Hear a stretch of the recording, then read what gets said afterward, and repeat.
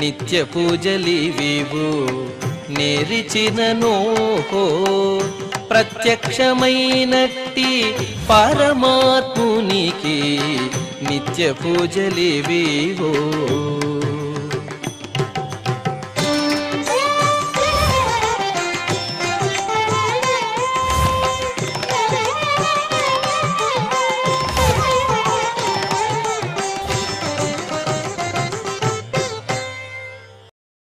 ఓం నమో వెంకటేశాయ.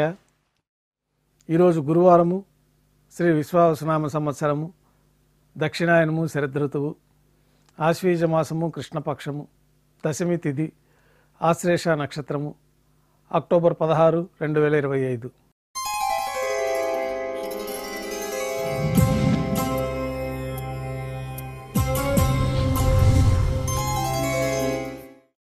శ్రీవారికి గురువారం విశేష ఆర్జిత సేవగా తిరుప్పావడి సేవ జరుపుకుంటున్నాము. సాతుమర పూర్తి అయిన తర్వాత రేపు అనగా శుక్రవారం అభిషేకం ఏర్పాట్లలో భాగంగా శ్రీవారి మూలమూర్తికి అలంకరించబడి ఉన్న సువర్ణ తిరువాభరణాలు, రత్నాభరణములు, హారములు తొలగించి శ్రీవారి ముఖమండలంలోని పచ్చకర్పూరం తిరునామం అర్ధభాగం తొలగించి శ్రీవారి నేత్రములు కనిపించే విధంగా అలంకారం చేయబడుతుంది. శ్రీవారికి బంగారు పాదకవచములు, సువర్ణ కటిహస్తము, వరదహస్తము, శంకుచక్రములు, కర్ణపత్రాలు, శాలిగ్రామాల హారములతో అలంకరిస్తారు.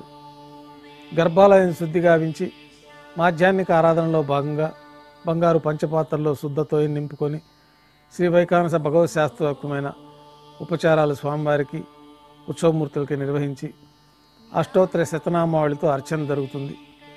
మాధ్యాహ్నిక నైవేద్యంలో భాగంగా పాచక కైంకర్య పొరులు సుమారు 450 కిలోల పరిణామంలో తింత్రిణి రసాన్నం అంటే పులిహోర గరుడాల్వారు ముందు వెండి పీఠం పైన రాశిగా పోసి అలంకరించి 8 దిక్కులు శిఖరములుగా ఏర్పాటు చేసి నారికేళ అర్థఫలములు మరియు పుష్పముల చేత అన్ని దిక్కులు యందును ముఖభాగం నందును రమణీయంగా అలంకరించి శ్రీవారి దృష్టి గోచరించినట్లుగా ఏర్పాటు చేస్తారు. గర్భాలయంలో విశేషమైన లడ్డూ ప్రసాదము, వడ, అప్పము, జిలేబీ, మురుకు, పాయసము, అన్నప్రసాదాలు ఘంటానాదం మధ్య శ్రీవారికి నైవేద్యంగా సమర్పించి అన్నకూటం చుట్టూ ఏర్పాటు చేసిన తెరను తొలగించి తిరుప్పావడి సేవలో భాగంగా వేద పండితులు బంగారు వాకిల్లో శ్రీనివాస గద్య పఠనం చేస్తారు. తర్వాత బంగారు వాకిల్ నుండి శ్రీవారికి కర్పూర హారతి, అన్నరాశికి కర్పూర హారతి ఇవ్వటంతో ఈ తిరుప్పావడి సేవ పూర్తి అవుతుంది. అనంతరం భక్తులని సర్వదర్శనానికి అనుమతిస్తారు. ఈరోజు భక్తులు స్వామివారిని నేత్ర దర్శనం అలంకారంలో దర్శించుకుంటారు. ఉభయ దేవేలతో శ్రీ మలయప్ప స్వామివారు మేళతాళాలతో ఊరేగింపుగా కళ్యాణ మండపానికి చేరుకుంటారు. కళ్యాణోత్సవం ప్రారంభమవుతుంది.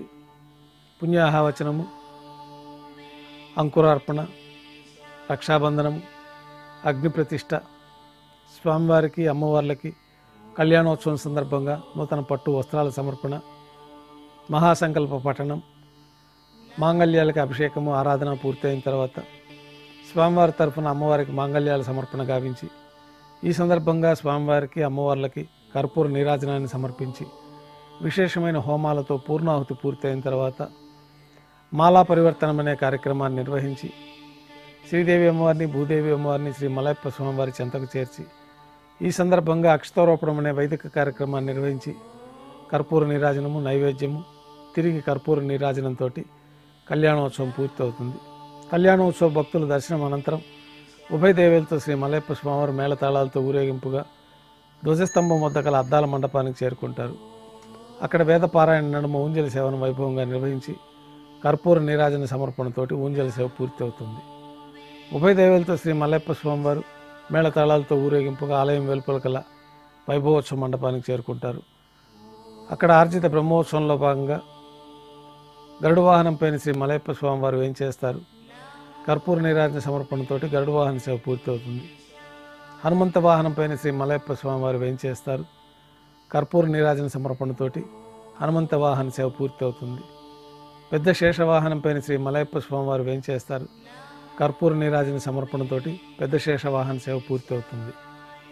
ఉభయ దేవేలతో కలిపి శ్రీ మలయప్ప స్వామివారికి కర్పూర నీరాజన సమర్పణతోటి ఆర్జిత బ్రహ్మోత్సవం పూర్తి అవుతుంది. సాయం సంధ్య వేళల్లో 1000 దీపాలతో అలంకరించబడి ఉన్న సహస్ర దీపాలంకరణ సేవ మండపానికి ఉభయ దేవేలతో శ్రీ మలయప్ప స్వామివారు మేళతాళాలతో ఊరేగింపుగా చేరుకుంటారు.